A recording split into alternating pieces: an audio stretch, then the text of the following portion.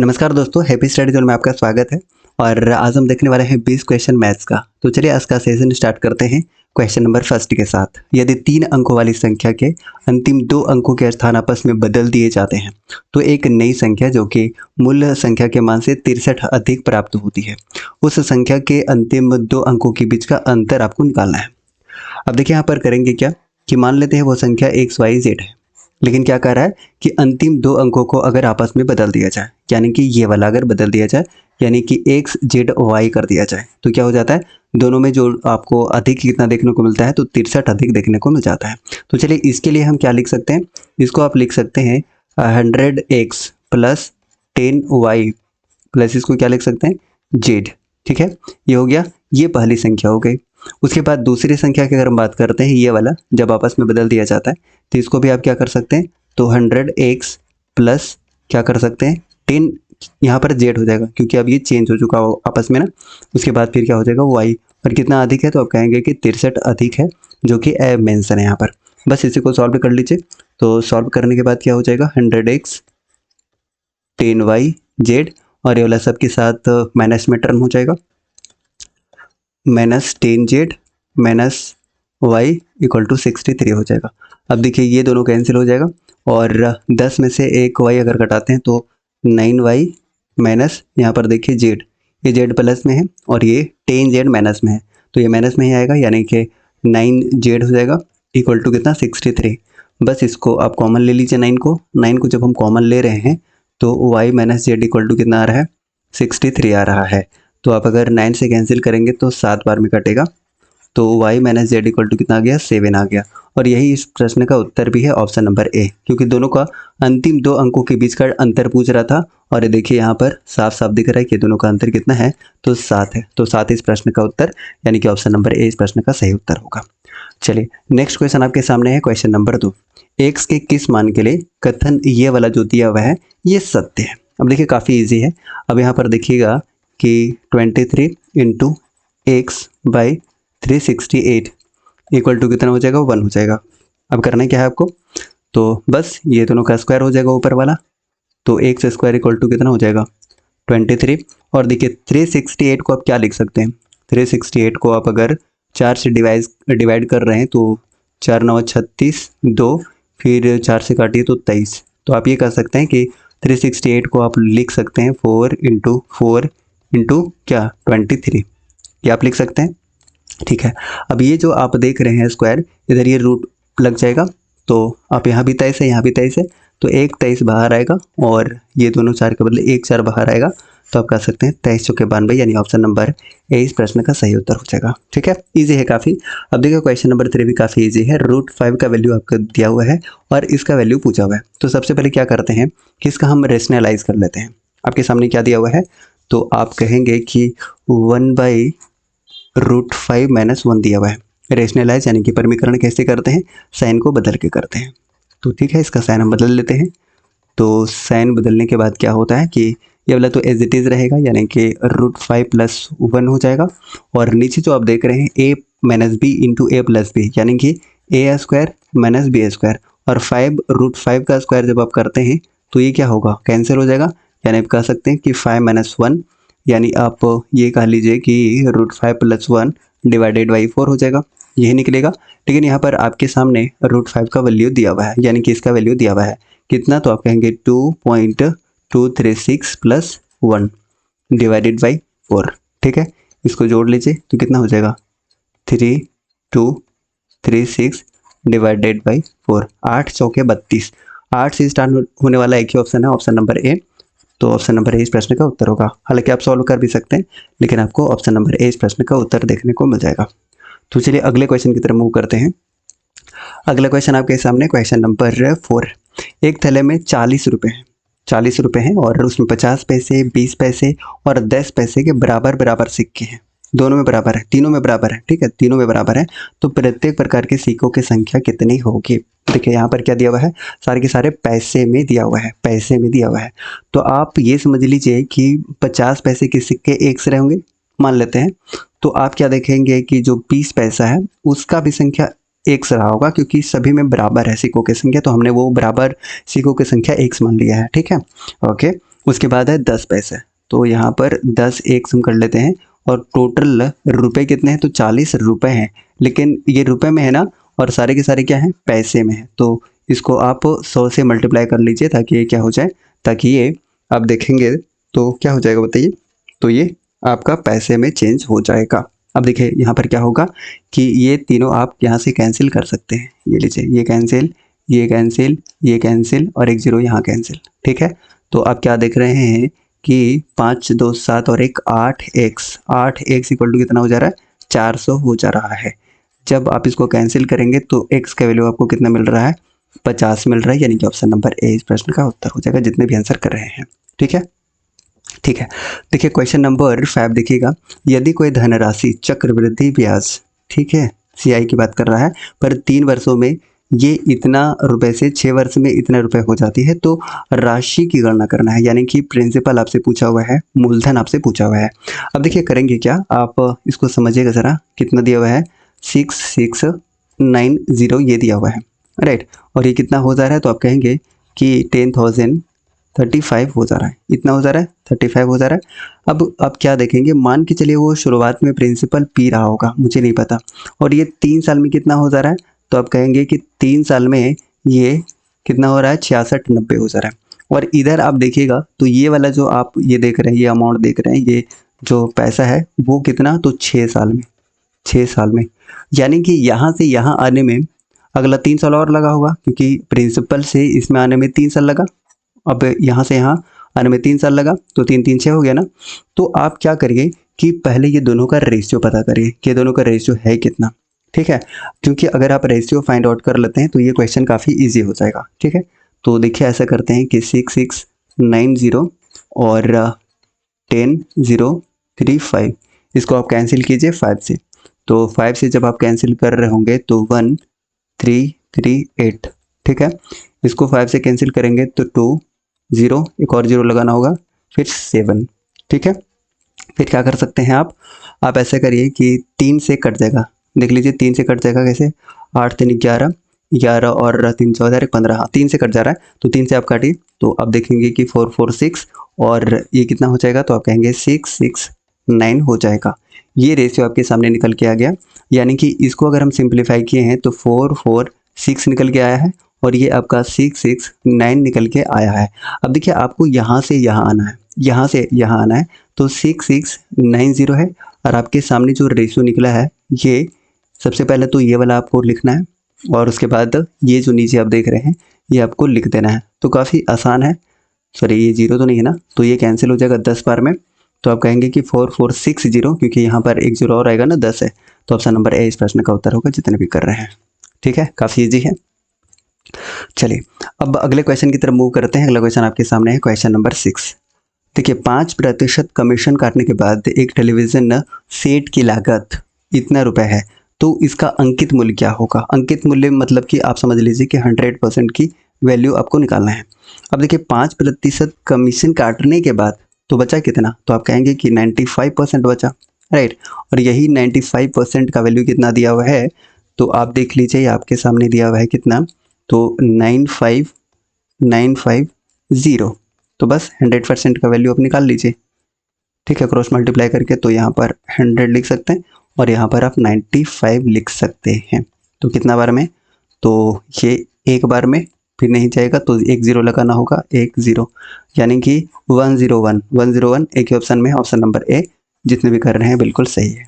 चलिए अगला क्वेश्चन आपके सामने है क्वेश्चन नंबर 7 और ये काफ़ी ईजी क्वेश्चन है। ये आपके सामने दिया हुआ है, मूल्यांकन करना है और इसका मतलब वैल्यू निकालना है कुल मिला के। तो कैसे करेंगे, तो यहाँ देखिए 2 अंक बाद दशमलव है, यहाँ पर भी 2 अंक, यहाँ पर भी 2 अंक, तो 2 2 4 2 6, 6 अंक बाद दशमलव कौन सा है, क्योंकि सब में तो अंक बराबर है। ठीक है, सब में वही संख्या है, लेकिन आपको फाइंड आउट क्या करना है कि 6, देख लीजिए 2 4 6, ये लीजिए 6 अंक के बाद दशमलव आपको ऑप्शन नंबर सी देखने को मिल रहा है, तो आप आराम से ऑप्शन नंबर सी आंसर कर सकते हैं। ठीक है, चलिए 8 नंबर क्वेश्चन भी काफ़ी इजी है, ये देखिएगा ज़रा। ए और बी किसी कार्य को साथ में 12 दिन में करते हैं। चलिए हम ले लेते हैं, ए और बी कितना दिन में कर रहे हैं, 12 दिन में कर रहे हैं। बी और सी कितना दिन में कर रहे हैं, देखिए 15 दिन में कर रहे हैं, तो ये 15 दिन में। उसके बाद ए और सी कितना दिन में कर रहे हैं, तो ए और सी 7 में 20 दिन में कर रहे हैं, ये देखिए 20 दिन में कर रहे हैं, तो आप इसका एलसीएम निकाल लीजिए, कितना हो जाएगा 60 हो जाएगा। ठीक है, ये आपका 12 25 60 या 15 चौके और ये 3, यही हो गया।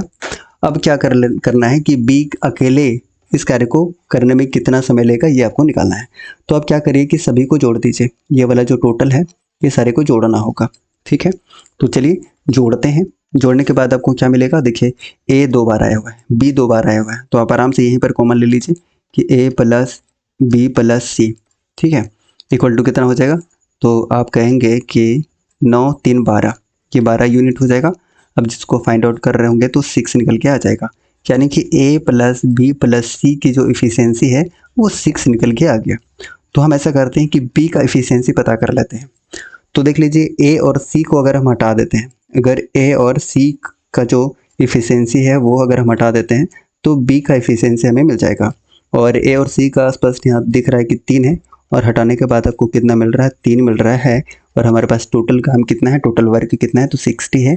और यही 60 को जो बी का कैपेसिटी हमने निकाला है 3, इसे डिवाइड कर लीजिए, यानी कि 20 इस प्रश्न का उत्तर हो जाएगा, D option. Option number D is correct one. चलिए नेक्स्ट है क्वेश्चन नंबर 9। एक टंकी को 9 मिनट में एक नली खोलने से खाली की जा सकती है। अब देखिए खाली की जा सकती है, अब समझ रहे हैं खाली की जा सकती है। मान लेते हैं वो टंकी ए मान लेते हैं और ये 9 मिनट में खाली की जा सकती है। ओके, उसके बाद और इस टंकी को दूसरे नली, एक दूसरा नली हमको मान लेते हैं बी मान लेते हैं, राइट, ये बी मान लेते हैं, और 4 मिनट में भरी जा सकती है। ये लीजिए ये भरी जा सकती है, क्लियर। तो यदि दोनों नलियां एक साथ खोल दी जाती हैं तो कितने समय में टंकी भर जाएगी, कितने समय में टंकी भर जाएगी। अब देखिए बहुत ही आसान है। अब क्या करिए कि आप दोनों को मल्टीप्लाई करके आप टोटल फाइंड आउट कर लीजिए, तो ये टोटल आपको मिल गया। अब इसका इफिशियंसी कितना निकल के आ जाएगा, ये तो माइनस में है, ये कितना है, ये प्लस में है। दोनों को जब इफिशियंसी आप निकाल रहे होंगे, क्योंकि ये तो जो भर रहा है ये तो हमेशा खाली करता रहेगा ना, ये हमेशा खाली करता रहेगा।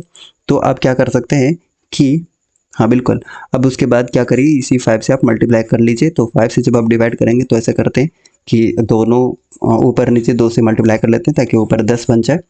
तो 9 चौके 36 दूना 72, 72, ये लीजिए ऑप्शन नंबर ए इस प्रश्न का उत्तर हो जाएगा, क्योंकि नीचे 10 है ना, तो आप 72/10 यानी कि 7.2 मिनट्स इस प्रश्न का उत्तर होगा, जितने भी आंसर कर रहे हैं। ठीक है, चलिए अगला क्वेश्चन है क्वेश्चन नंबर 10, और इसको जरा आराम से देखिएगा। क्या है आपके सामने है कि सुरेश ने अपने धन का 1/4 हिस्सा राजेश को दे दिया, और राजेश ने सुरेश से प्राप्त धन का आधा सूरज को दे दिया। अब देखिए ऐसा है कि 1/4 दिया है और जितना उसका होगा उसका फिर आधा। इसका मतलब ये हुआ कि हम ऐसा कुछ टोटल मान लेते हैं, टोटल हम कुछ भी ऐसा मान लेते हैं जो चौथाई है ना, तो डबल इसका मान लेते हैं, 8 मान लेते हैं। ठीक है, तो इसका 1/4 करना आसान होगा। तो 1/4 जब इसका हम कर रहे होंगे 8 का 1/4, तो कितना हो जाएगा, 8 का 1/4 आपके सामने 2 यूनिट निकल के आ जाएगा। और इसी 2 यूनिट का फिर कितना, आधा, ये लीजिए हमने आधा कर दिया, तो ये कितना हो गया, 1 हो गया।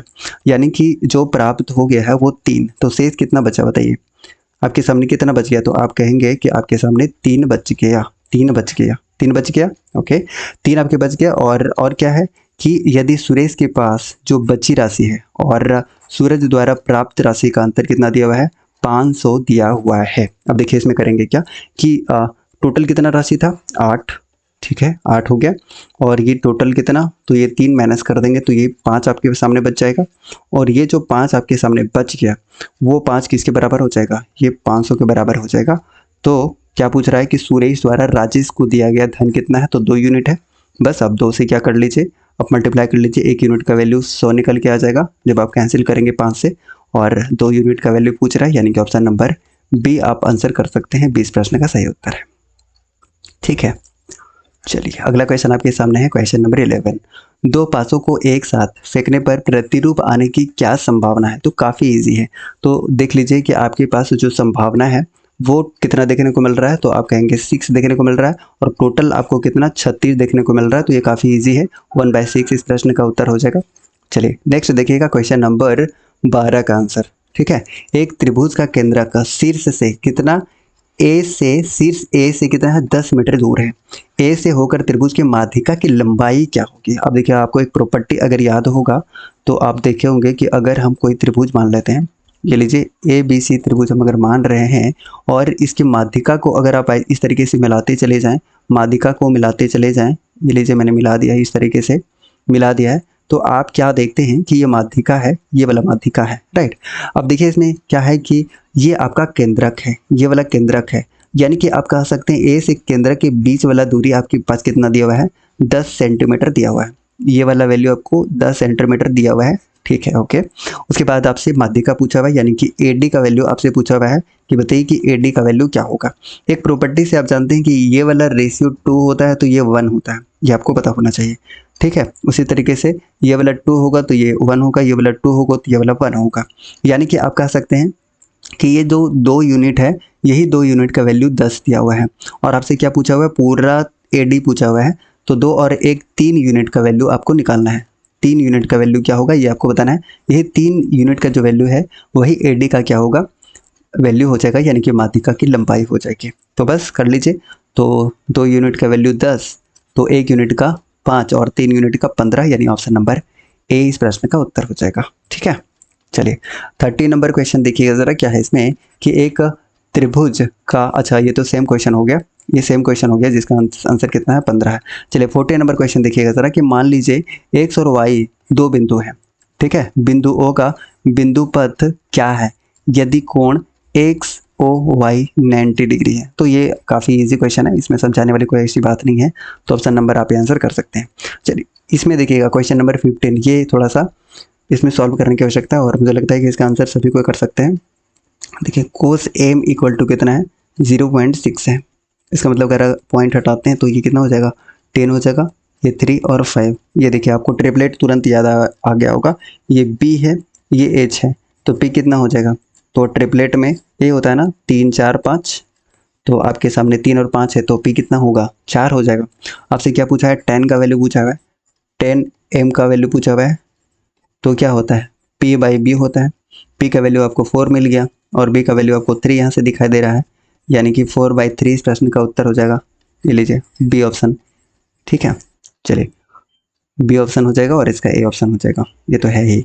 चलिए 16 नंबर क्वेश्चन देखिएगा ज़रा कि साइन एक्स का वैल्यू आपके सामने दिया हुआ है। ये लीजिए साइन एक्स का वैल्यू आपके सामने दिया हुआ है m बाई, ये भी बिल्कुल ऊपर जैसा ही है, तो आप इसको आराम से बना सकते हैं, n² है।